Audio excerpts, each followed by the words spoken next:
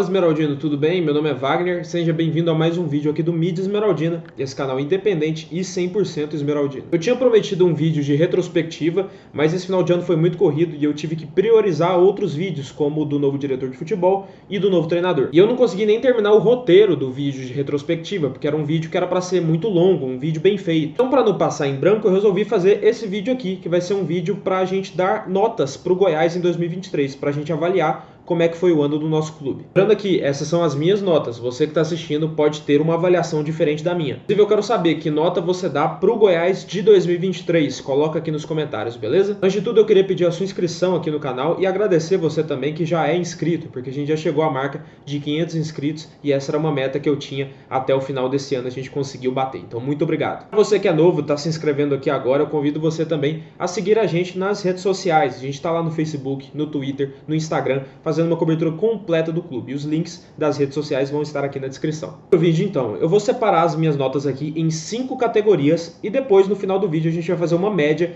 da soma dessas notas. Eu vou avaliar o Goiás pelo lado financeiro, pelo lado do marketing, pelo lado político, pelo lado das categorias de base e pelo lado do futebol profissional. Se você quiser avaliar também por essas categorias, fique à vontade. Começando pelo lado financeiro do Goiás, o caixa do clube. De fato, houve um progresso na questão financeira da gestão do Paulo Rogério em comparação com a gestão do Marcelo Almeida. Marcelo deixou o Goiás quebrado com uma dívida grande e investimentos muito altos em 2020 que não deram retorno. A chegada da pandemia deixou o Goiás também numa situação muito mais delicada e ele não soube contornar aquela situação. Então, em 2023, o Goiás terminou em uma condição muito mais saudável, porque as dívidas do clube foram novamente organizadas. Eu acho que faltou investimento. E aí entra numa questão muito óbvia. Se você investe, você tem mais probabilidade de lucro. O dinheiro do Goiás foi muito pouco investido. E o pouco que foi muito mal investido. Então não tinha desculpas em 2023 para não fazer isso. Se o Goiás tivesse investido mais e tivesse investido bem, o clube teria muito mais dinheiro em caixa. Essa minha nota para o lado financeiro do Goiás em 2023 é 6. Foi bom, mas poderia ter sido melhor. Agora vamos avaliar o lado do marketing do clube, que eu também acho que é uma coisa que melhorou, mas poderia ter entregado mais. Nas redes sociais, por exemplo, eu acho que melhorou muito. Eu me lembro que em 2018, 2019,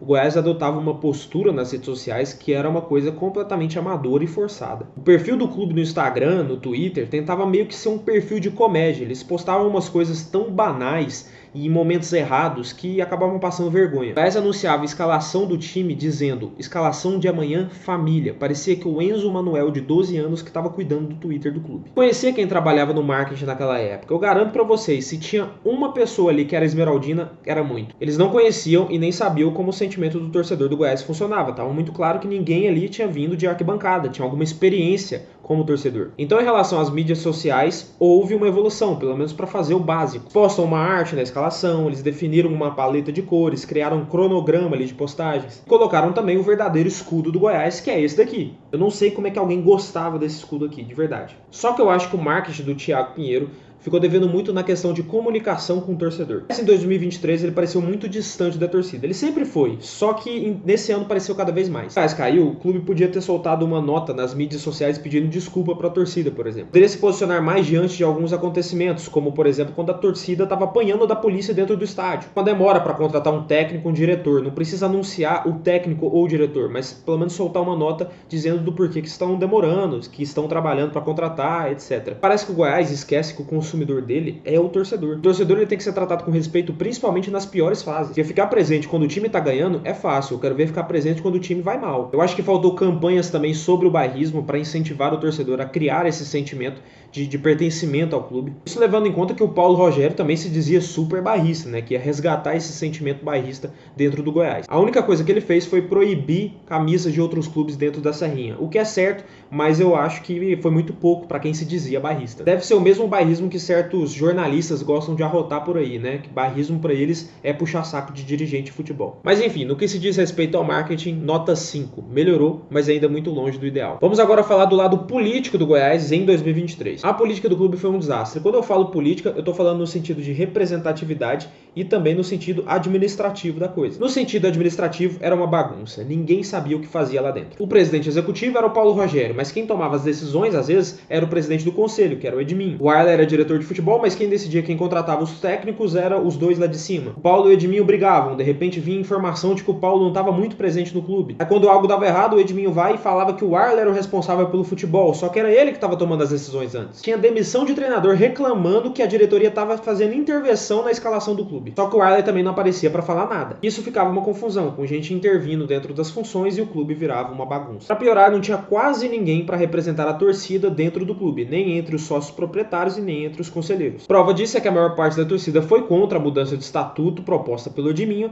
mas mesmo assim a maioria dos conselheiros e dos sócios proprietários resolveram votar a favor. Então, pelo lado político do Goiás, nota 1. E eu só vou dar 1 em respeito aos poucos sócios proprietários e aos pouquíssimos conselheiros que representaram a torcida do Goiás nesse final de ano. E principalmente representaram o torcedor tentando fazer uma oposição. Se não fosse por eles, a nota seria 0. Agora vamos falar da base. E isso pra mim foi a única coisa que funcionou dentro do clube nesse ano. O trabalho do Eduardo Pinheiro na base foi muito positivo e os resultados em campo mostraram bem o que aconteceu. O Goiás foi campeão goiano em todas as categorias no mesmo ano, algo que nunca tinha acontecido. Na Copa São Paulo, o Goiás chegou na semifinal e conseguiu eliminar times muito bons, como o Fluminense, Novo Horizontino, o Sport. Na semifinal acabou caindo pro Palmeiras, mas por conta de um gol contra ali, numa infelicidade de um jogador, mas o time até jogou bem aquele jogo. Além disso, no último jogo da Série A, 5 jogadores da base foram utilizados naquela partida, algo que também foi inédito. Tem muita gente que tá criticando o Eduardo só por ele ser Pinheiro e tá desconsiderando todo o trabalho que ele fez. Eu vou falar mais sobre isso em outro vídeo, sobre a base e também sobre revelação, que muito torcedor usa isso como argumento, né, que o Goiás não revela ninguém. Só pra mim não me estender muito, a minha nota para as categorias de base do Goiás em 2023 é 8, porque eu acho que realmente o que pôde ser feito foi feito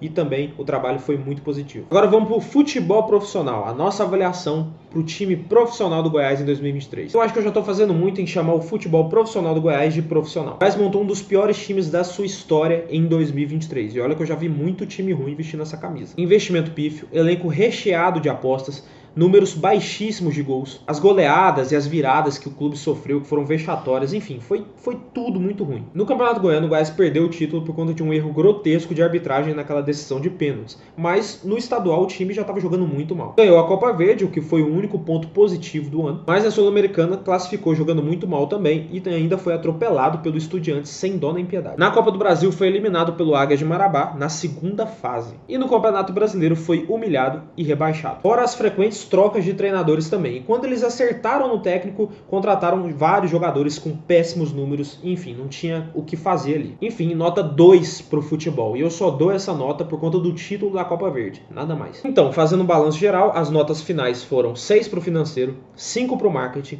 1 pra política, 8 pra base e 2 pro profissional. A média do Goiás na temporada, então, é de 4,4. Bem ruim, como já era de se esperar, e eu ainda acho que eu fui bem bonzinho. Mas eu quero saber as suas notas para os pontos que eu coloquei aqui nesse vídeo. Deixe aqui nos comentários que eu vou querer muito saber. Esse foi o último vídeo do ano de 2023, então eu gostaria de te desejar um feliz ano novo, tá? Que tudo de bom aconteça na sua vida, Esmeraldino. Que 2024 seja um ano incrível, e principalmente pro nosso Goiás, né? Que a gente possa chegar no final do ano que vem e dar notas melhores do que a gente deu aqui hoje. Fiquem com Deus, mais uma vez, boas festas e até a próxima.